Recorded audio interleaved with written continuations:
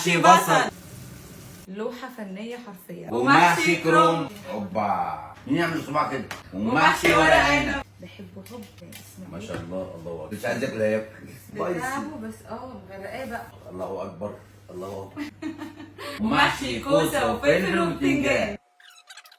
شايفين الجمال جوه اللف الصغير ازاي؟ ايه ده؟ يلا بينا.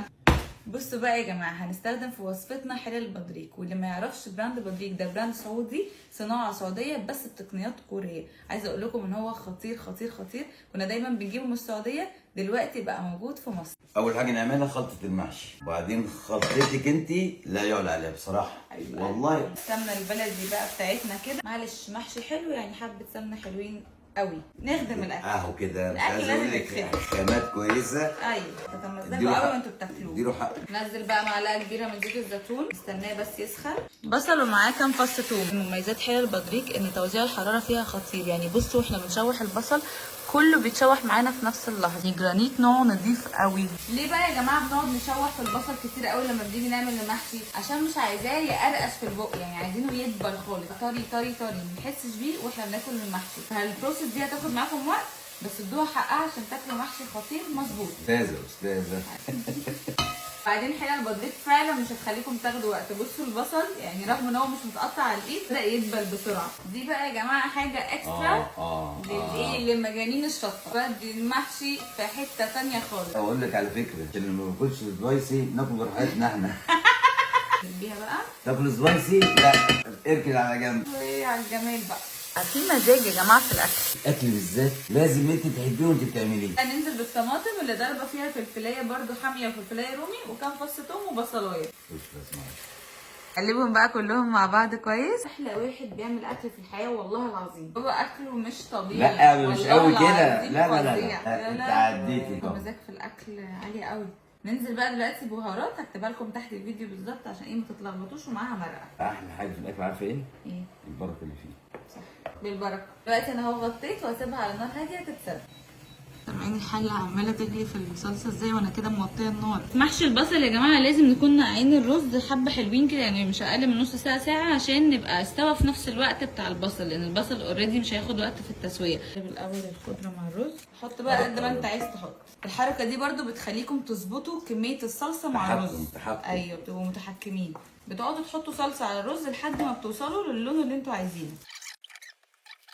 ننزل بقى دبس الرمان، مش كتير، هيعمل لكم طعم في الصوص جبار جبار جبار جبار. بصوا بتختاروا البصل اللي يكون كبير كده ومدور، يعني بتجيبوا سكينه وتفتحوه لحد النص كده، شايفين؟ ونسلق بقى البصل في حله بطريق، ميه مغليه. دي يا جماعه حلل البطريق اللي هي الكاست الومنيوم، نوع تاني بس برده خطير. شويه كمون حلوين كده، اننا بنسلق كرنب بنفس الفكره بالظبط. بص الميه غليت في ثانيه ازاي. ننزل بقى بالبصل. يلا بينا. حد بينزل بالبصل قمر كده. ما هنفضل سايبين البصل يتسلق كده لحد ما نحس ان الطبقه الاولانيه بدات تفك كده كده، يبقى هو ابتدى ايه، نشيله برده شبه الكرنب، نقعد نشيل طبقه طبقه كده لحد ما ايه يتشال كله. في الاخر بيطلع معاكم كده يا جماعه. حرفيا احنا ما خدناش دقايق، وبصوا الحله خلت الميه تغلي في ثانيه ازاي. اهم حاجه يا جماعه ما تتعفوش عليها، يعني لقيتوها ما بتطلعش معاكم رجعوها الميه تاني.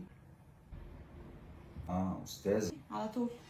شايفين؟ دي اهم خطوه. البصلايه بتاعتي اهي، هروح واخده حبه من الحشوه، ما تكتروش يا جماعه، اهم حاجه حبه كده بنلفها واحنا بنبرمها كده عشان ايه ما تفكش مننا واحنا بنسويها كده اهو.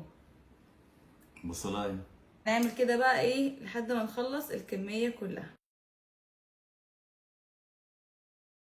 نولع النار، تبقى الشوربه دلوقتي اول ما هيغلي هغطي عليه واوطي النار واسيبه لحد ما يستوي. نفس الحشوه حشينا شويه ورق عنب حلوين كده، وكمان حشينا كرنبايه، وطبعا ما نسيناش الكوسه والفلفل والبتنجان. طيب بقى بينا نسوي في حلل البطريق. طبعا محشي يعني لازم شوربه بط خطيره كده نسقسق بيها ايه المحشي الخطير بتاعنا. منور.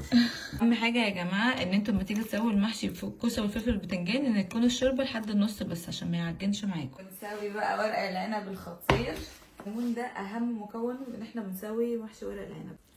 ما شاء الله، اللهم صل على النبي. احلى طعم شوربه والله. ننزل حله كده عشان نتاكد ان الشوربه بتنزل لتحت. محشي ورق العنب ما يعديش، الشوربه ما تعديش، الشوربه نفس الكلام، الشوربه ما تبقاش باينه. بس علينا الكرنب. نفس الكلام يغلي، بعد كده نوطي النار ونسيبه على نار هاديه بس بصراحه ساعه برضه. عجباني حلل البطريق، اعتيني ايام زمان الله يرحمها الا بطريق. الله يرحمك يا ماما، كانت بتستخدم حلل البطريق دي من وانا لسه بيبي. دلوقتي تقدروا تجيبوا حلل البطريق بقول دي لك الكلام ده فوق 30 سنه، فوق ال 35 سنه كمان. دلوقتي بقى في الطاسه بتاعت بطريق هسيح شويه سمنه على زيت الفراخ والبط اهو. بقى الصواني بتاعت بطريق جرانيت والكاست الومنيوم. ادهن بقى صواني بطريق بزيت على سمنه. كده كده الجرانيت بتاع بطريق او الكاست الومنيوم مش هيخلي اي حاجه تلزق خالص. بالفراخ ندخل بقى الفراخ ايه على الفرن على طول. ما شاء الله. الخامات اللي اتحطت فيها دي هاكل منها حته. نبتدي ناكل البط من النهارده. نبتدي بقى نحمر البفتيك والبانيه، من الحاجات اللي يعني تخليكي وانت واقفه في المطبخ يعني بمزاج شويه. سعيده. الطقم مش حله لون وحله لون فاهمه؟ طقم كامل متكامل. عرفوا منين بقى الطاسه اللي انتوا بتحمروا فيها خطيره ولا لا؟ بصوا يا جماعه، من غير اي حاجه احنا لسه ما لمسناش ولا البفتيك ولا البانيه. بصوا الطبقه مسكت عليه ازاي، يعني ما فكش، مش حرارتها مثلا متدلعه، لا طاسه مظبوطه، يعني توزيع الحراره فيها محترم قوي قوي جدا، لدرجه ان البانيه نزل. بصوا زي ما انتوا شايفين ما لمسناهوش والله. مسك ازاي؟ بصوا وريهم بس الناحيه الثانيه. بصوا المنظر، يعني كمان تصدى بريك في التحمير رهيبه. بسم الله. واحد. تعالوا كلوا معانا ان شاء الله. نفسهم يا بابا. والله تنورونا وتشرفونا. ما شاء الله ما شاء الله. ملح وفلفل اسود بقى من على الوش كده وبالهنا والشفا. نبص بقى على محشي البصل، نديله بقى شويه خضره كده على الوش. محشي البصل كده خلص معايا، هديله وش بس في الفرن. محشي البصل ده من احلى انواع المحاشي بجد. استناكم تجربوا المحشي بطريقه مي واستنى رايكم في الكومنتات. وكمان يا جماعه استناكم تجربوا طقم البطريق ده لانه فعلا خطير، سواء الجرانيت او الكاست الومنيوم. والله يا جماعه الاثنين احلى من بعض. والله فعلا مش مجامله مش مجامله. حبيبي بابا تعبت. باي باي.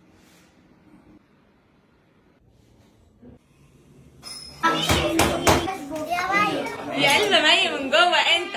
سوسو شفت سبايسي ازاي؟ سوسو جود. لا جود.